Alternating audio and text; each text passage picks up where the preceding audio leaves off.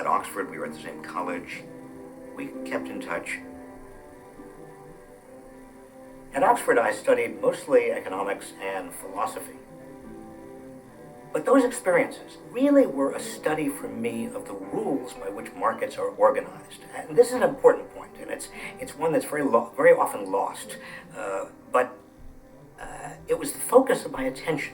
You see, there's no such thing as a perfectly free market anywhere. Government sets the rules by which the market functions. All of these rules are necessary in order to construct a free market. The real question is, who do these rules benefit and who do they hurt? And in the last 30 years, as the structure of the economy began to shift, many of the rules governing our market began to shift as well.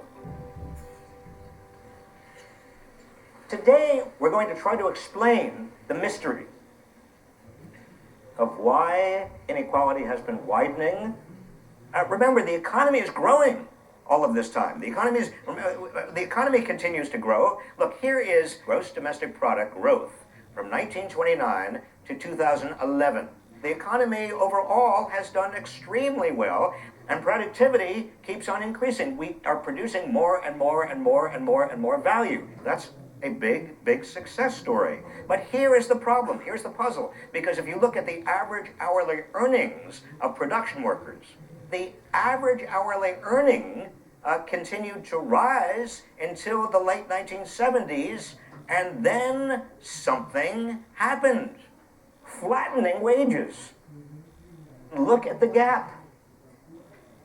Something happened in the late 1970s. Something happened in the late 1970s, folks.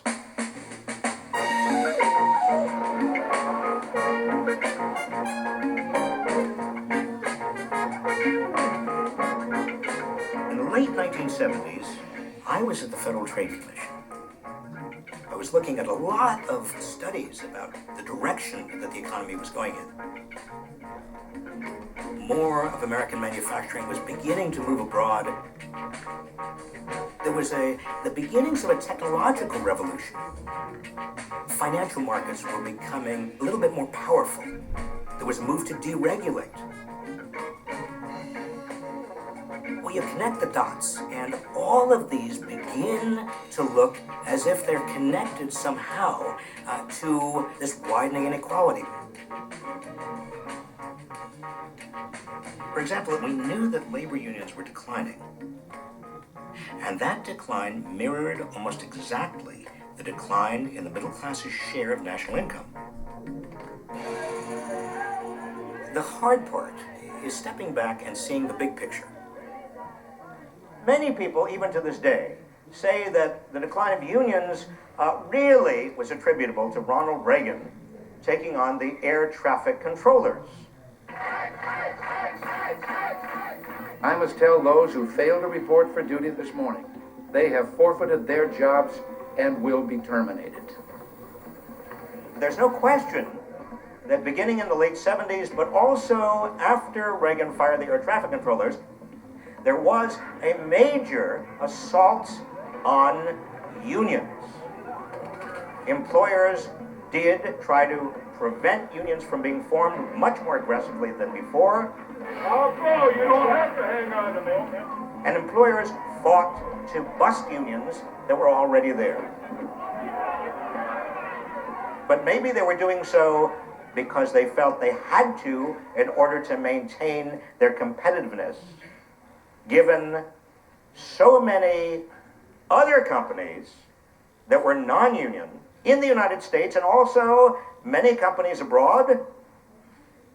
The major underlying issue was two interrelated things: globalization and technology. I mean, you hear the word globalization over and over and over again. Globalization, globalization, globalization. Rarely has a word gone so directly from obscurity to meaninglessness without any intervening period of coherence. Can anybody lend me their iPhone for a moment? Anybody have one? Great. Thank you. I don't have one, and I've really wanted to have one.